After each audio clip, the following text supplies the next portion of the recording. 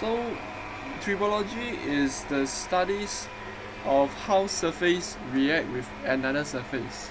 Alright, if I were to check it out, alright, tribology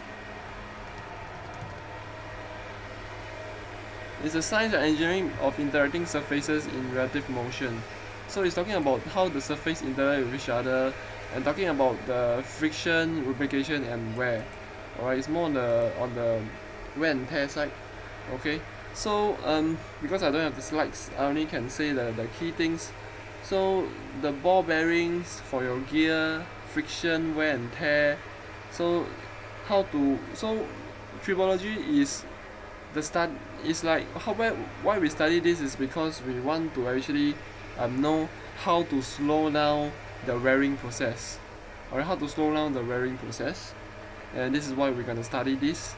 And after knowing this already, then you go to page 6, and in order to measure the so-called how the rotation, because sometimes your shaft may be rotating and you may be rubbing against certain stuff.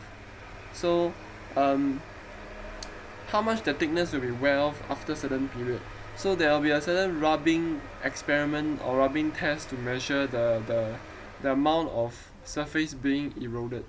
Alright, to find how much is the surface being eroded. So you can predict what is the amount of time it can take before it fails, or before the thickness is considered unsafe and things like that. This is from page 6. Then I will see page 7, certain coating on surface of exposing area to protect inner layer that has faster wearing rate.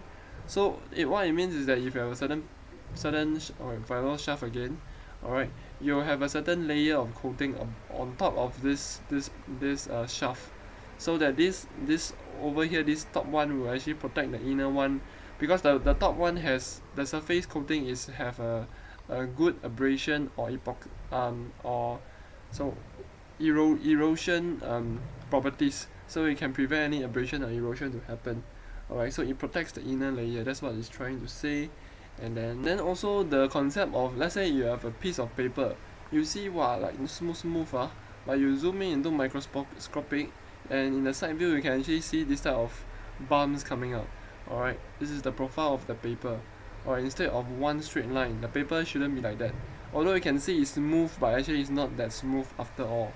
So there will be a certain bumping that is occurring. This is the profile.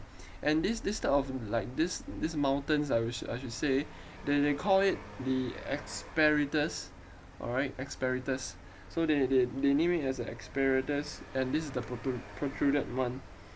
And so there will be a surface profile, or I think they will run some surface profile analysis. So they will give you how much the surface roughness of the material. Alright, and this is why we have the surface roughness properties. Alright, and most loads are contacted together on the asperities.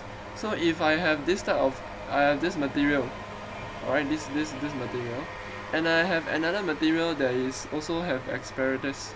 So over here, often, right, the asperities are contacting each other only. Alright, so this is what it's trying to say. So the asperities are touching each other, okay, and most logs are contacted together at this point. And this point over here will actually because it's force over area. So if the area is very small, then your stress will be very large. Alright, and therefore it will actually cause certain issue, I think. But I don't think the slides can go through, I don't know. So in the future you can check it out. Another thing is the tracer. Alright, because your surface roughness, sometimes it may be like this deep. Alright, it may something like that, sometimes like that. So this is the material, I believe, and therefore the tracer is a measuring tool to measure the surface roughness. So the measuring tool, if the measuring tool can only reach here, alright, so it can measure your surface all over here, but over here, because of this very deep, alright, therefore you cannot measure this part. Alright, so the accuracy is also affected if you use a different measuring tool, and the measuring tool is called the tracer. Okay, and it's not, so you need to choose the correct tool to measure the correct surfaces. Alright, and this is what it's trying to say in page 9 of your slide. Alright, and let me see. Page 11, there is two methods. Alright, there's two equations, I think. You can see already from the slides if you have the slides. Page 11, two methods. And there is either way you can use. The first way is the RMS method, and then second way is the arithmetic mean roughness method. And if you think about it, it's very similar to electrical, or because there is something like a sine wave going on. So yeah lor. So it allows you to gauge the roughness of the surface. So either two of these things can help you to find the roughness of your surface. And yeah, and from page 12, the page 12 there is actually this graph. Alright, and it has this type of things going on. Alright, yeah, so you should actually take note that this is the material. Okay, this is the material. I'll just draw it properly.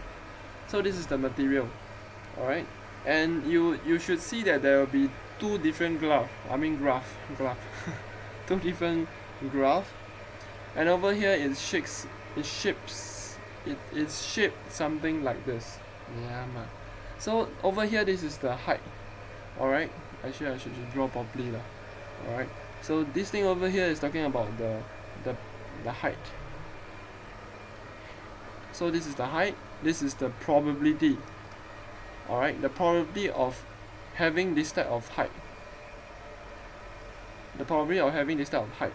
So over here, if there is more probability of this type of height going on, then over here as you can see, this type of height is quite of a big probability. Alright, I think you get what I mean. So over here, this is somewhat over here. So the x-axis is the calculation of the probability of how many similar height are you talking about.